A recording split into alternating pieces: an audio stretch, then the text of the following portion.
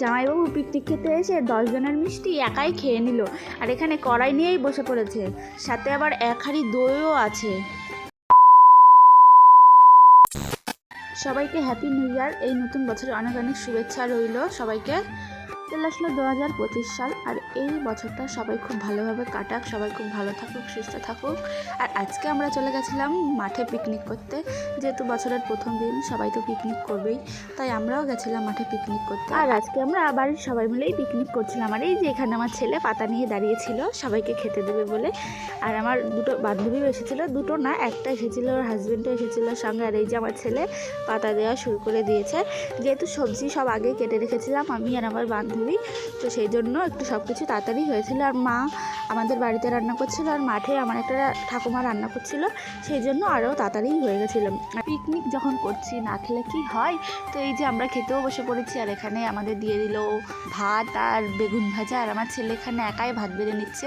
আমার ছেলে আবার কারোর হাতে খেতে চায় না, সময় তো আমার হাতেও খায় না, ওর খুব ঘেন্না, কেন জানি না এরকম করে। আর এই যে আমার ছেলে একাই দিয়ে নিচ্ছে, সেই জন্য এখন চিকেন নিল।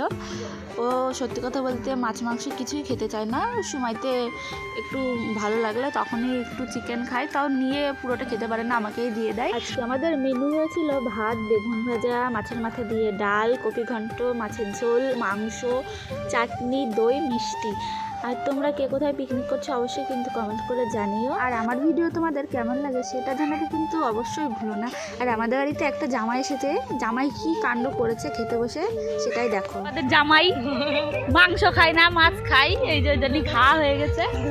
এই যে 1 কড়াই মিষ্টি নিয়ে বসেছে, 1 হাঁড়ি দই নিয়ে বসেছে।